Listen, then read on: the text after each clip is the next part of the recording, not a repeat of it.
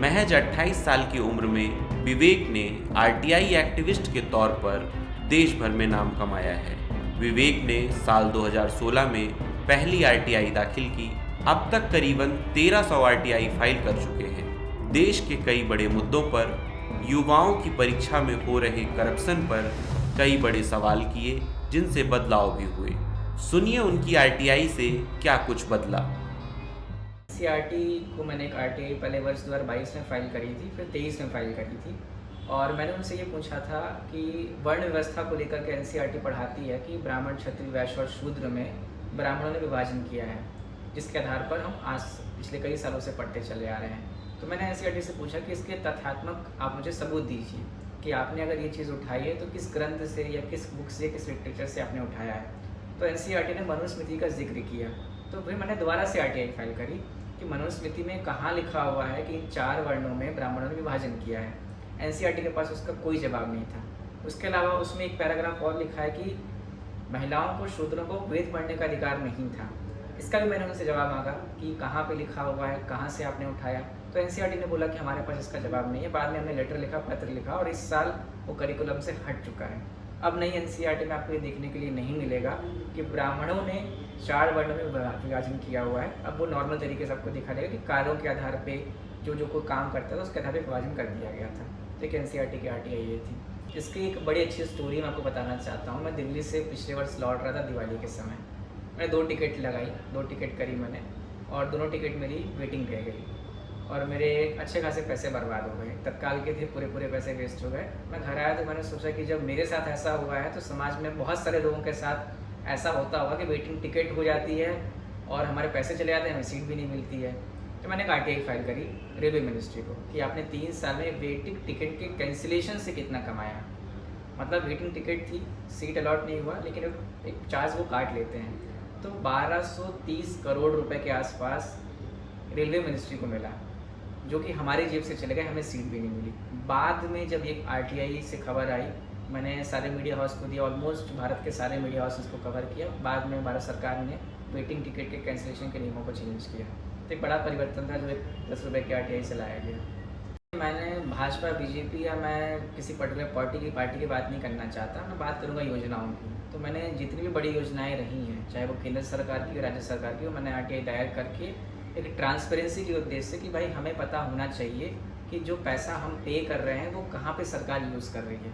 उसको लेकर के मैंने लगभग सारी ही योजनाओं में, बड़ी योजनाओं को मैंने आरटीआई दायर करी है। चाहे आयुष्मान भारत की योजना रही हो, या प्रधानमंत्री जन धन योजना रही हो, या किसान वाली योजना रही हो, तो मैंने सब पे ही आरटीआई करी है। मेरा उद्देश्य यही है कि ट्रांसपेरेंसी होनी चाहिए, पारदर्शिता बहुत ज़रूरी है अगर आपको अच्छे से कार्य करना है समाज में। तो विवेक को क्यों लगा कि उन्हें एक आरटीआई एक्टिविस्ट बनना चाहिए? मैंने कभी एक आरटीआई एक्टिविस्ट बनने के बारे में नहीं सोचा था। मैं और मेरे एक छात्र समूह के साथ में 2016 में नीट 2 पेपर लीक का केस सुप्रीम कोर्ट में हम लड़ रहे थे, और हमने एक इन्फॉर्मेशन निकालने के लिए मैंने पहली बार सीबीएसई को एक आरटीआई दायर करी थी। जस्टिस लोधा कमेटी का फॉर्मेशन सुप्रीम कोर्ट के द्वारा किया गया था, और उसमें पेपर लीक की जाँच हो रही थी। वो जाँच की रिपोर्ट मुझे पहले चाहिए थी। उस संदर्भ में मैंने पहली आरटीआई 2016 में फ़ाइल किया था सीबीएसई को। और एक्टिविस्ट बनूंगा कि नहीं बनूंगा मुझे ये भी नहीं पता था। बस मैं काम कर रहा था जो मुझे पसंद आ रहा था, जो स्टूडेंट के वेलफेयर के लिए जो था, जो सोसाइटी के लिए अच्छा मुझे लगा, मैं वो करता चला गया। तो इस तरीके से मैंने पहली आरटीआई केस के कारण सीबीएसई को फाइल करी थी। ऑनलाइन या ऑफलाइन आरटीआई मिला के करूँ तो मैंने करीब 1300 से ज़्यादा आरटीआई फाइल करी है। उसमें 600 या 700 के आसपास केंद्र सरकार को करी होंगी, 250 से 300 मैंने आरटीआई दिल्ली सरकार को फाइल करी हैं, 100 के आसपास मैंने मध्य प्रदेश में फाइल करी हैं, 50 यूपी में होंगी, और 40-50 के आसपास महाराष्ट्र और अन्य राज्यों में होंगी। तो 1300 के करीब मैंने अब तक आरटीआई फाइल करी है।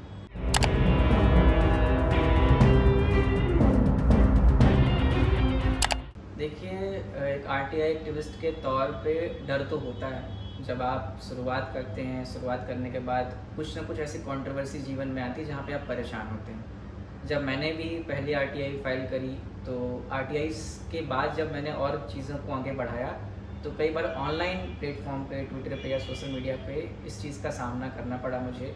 कई बार मुझे एफआईआर करने की धमकियाँ दी गई। इवन जब मैं नीट द्वारा पेपर लीक 17 की मैं बात कर रहा हूँ, पेपर लीक केस पे काम कर रहा था, मैंने याचिका दायर करी थी। तो पटना, बिहार के कुछ ब्रोकर से जो पेपर लीक में इन्वॉल्व थे, उन्होंने मुझे फ़ोन ला के जान से मारने की धमकी दी कि आपको घर में घुस के हम गोली मारेंगे या ऐसा वैसा। तो ऐसी चीज़ें कई बार सामने आती हैं, बट अगर आपने सोच लिया कि परिवर्तन लाना है तो इसको साइड लाइन करना पड़ता है और समय के साथ हम अडॉप्ट कर लेते हैं इस चीज़ को। लेकिन हाँ, ये प्रॉब्लम है और सरकार इस पे ध्यान नहीं दे रही है। कई सालों से हमने देखा है कि कई आरटीआई एक्टिविस्टों की हत्या कर दी गई है, या मध्य प्रदेश में हो, दिल्ली में हो, बिहार में हो, कई अलग अलग राज्यों में आप देखेंगे तो खबरें आती हैं। तो आरटीआई एक्टिविस्ट प्रोटेक्शन एक्ट की बात होती है, सालों से हो रही है लेकिन अभी तक आया नहीं है। विसल विलर प्रोटेक्शन एक्ट की बात भी हो रही है, वो भी अभी तक नहीं आया, क्योंकि मैंने खुद 2 स्कैम्स खोले हैं। नीट का डेटा लीक स्कैम का विसल में हूँ, जिसमें सीबीआई में केस चल रहा है, और कर्नाटका का सीट बुकिंग स्कैम का विसल भी मैं ही हूँ। उसके अलावा मैंने और भी कई छोटे छोटे घोटाले राष्ट्रीय स्तर पर खोलता रहा हूँ। लेकिन हमारे प्रोटेक्शन के लिए, हमारे बचाव के लिए सरकार की तरफ से, प्रशासन की तरफ से हमें कुछ भी देखने को नहीं मिलता है। तो एक भय और डर हमेशा मन में कभी ना कभी बना रहता है, लेकिन अगर काम करना है तो इसको थोड़ा एक साइडलाइन करना पड़ता है।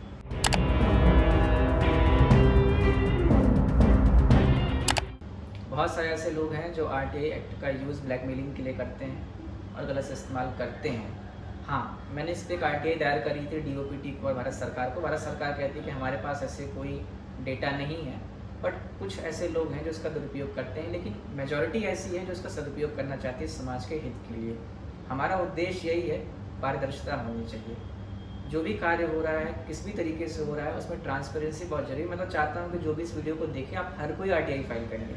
आपके घर के आसपास रोड बन रही है, लाइट लग रही है, आप आरटीआई दायर करिए। आप देखिए कितने रुपए लगाए गए, कितने पैसे किसको दिए गए, क्या वाइजली आपके पैसों का यूज़ हुआ है कि नहीं हुआ है। अगर हर कोई ये काम करने लगेगा तो करप्शन अपने आप ख़त्म हो जाएगा।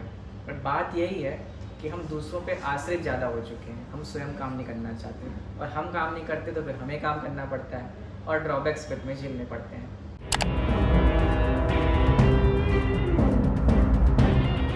यदि आप सरकार के विरुद्ध काम कर रहे हैं, मैं सरकार के विरुद्ध नहीं बोलना चाहूँगा, मैं गलत नीतियों के विरुद्ध काम अगर आप कर रहे हैं, जो सरकार की गलत नीतियाँ हैं जहाँ से लोगों को फ़ायदा मिलना चाहिए बट नुकसान हो रहा है, अगर आप वहाँ पे काम कर रहे हैं तो ड्रॉबैक्स होते हैं उसके, जिसका हमें हर जाना भुगतना पड़ता है। कई बार 2 से 3 बार मेरे ऊपर एफआईआर करने का प्रयास किया गया, और कई बार ट्विटर पे ट्रेंड भी हुआ अरेस्ट विवेक पांडे करके कि मुझे अरेस्ट किया जाए। मैं अच्छा काम कर रहा हूँ, समाज में लोगों के हित के लिए काम कर रहा हूँ, बट फिर भी ये हमें झेलना पड़ता है। समाज का काम करने के लिए एडमिनिस्ट्रेशन है, प्रशासन है, वो इस पर ज़्यादा अच्छे से काम करेंगे, बट फेलियर है उनका। अगर एडमिनिस्ट्रेशन काम नहीं कर पा रहा है, प्रशासन नहीं काम कर पा रहा है, तो फिर वो काम हमें करना पड़ता है। आरटीआई एक्टिविस्ट विवेक रीवा शहर में रहते हैं। आइए जानते हैं एक आम आदमी आरटीआई कैसे लगा सकता है। देखिए, मैं आपको एक सिंपल सा उदाहरण देता हूँ। आपको आरटीआई लगाने के लिए किसी किताब की ज़रूरत नहीं है। आप एक 10 रुपये का पोस्टल ऑर्डर लीजिए, एक फॉर्मेट तैयार करिए आरटीआई के लिए कि सेवा में जिस आपको अधिकारी को या संस्था को लगाना है उसका नाम, सब्जेक्ट में डालिए सूचना के अधिनियम 2005 के तहत जानकारी देने बाबत, और आपको जो जानकारी चाहिए उसको जानकारी के फॉर्म में लिखिए, प्रश्नों के फॉर्म में मत लिखिए। मैं आपको उदाहरण देता हूँ, जैसे कि हम रीवा की रोड की बात कर लेते हैं कि रीवा का सिरमौर चौराहा का जो फ्लाईओवर है वो कितने रुपए में बनाया गया। तो आप इसको पूछिए कि कितना लागत आया, कितना आपको मिला, कितना आपने खर्च किया। अब आप ये मत पूछिए कि आपने क्यों बनाया। आरटीआई में आप सवाल नहीं कर सकते, जानकारी मांग सकते हैं जो सार्वजनिक तौर पे उपलब्ध होती है। तो आप जानकारी लीजिए, आपको मिल जाएगी। आपको पता चलेगा इतने करोड़ रुपए आए, इतने खर्च हुए, इतने बच गए। तो इस तरीके से आप 10 रुपये का पोस्टल ऑर्डर लगाइए, नंबर लिखिए, रजिस्ट्री डाक से भेज दीजिए। अगर डाक नहीं करना है, संस्था पे जाइए, रिसीव करा के रिसीविंग कॉपी ले आइए। 20 रुपये में आपका काम हो जाएगा, आप आरटीआई लगा चुके हैं। कि भारत के हर एक व्यक्ति को आरटीआई दायर करनी चाहिए, क्योंकि वो आपका मौलिक अधिकार है। यदि हर कोई आरटीआई दायर करना शुरू कर देगा तो जो करप्शन जो पैदा हो रहा है, करप्शन रुक जाएगा।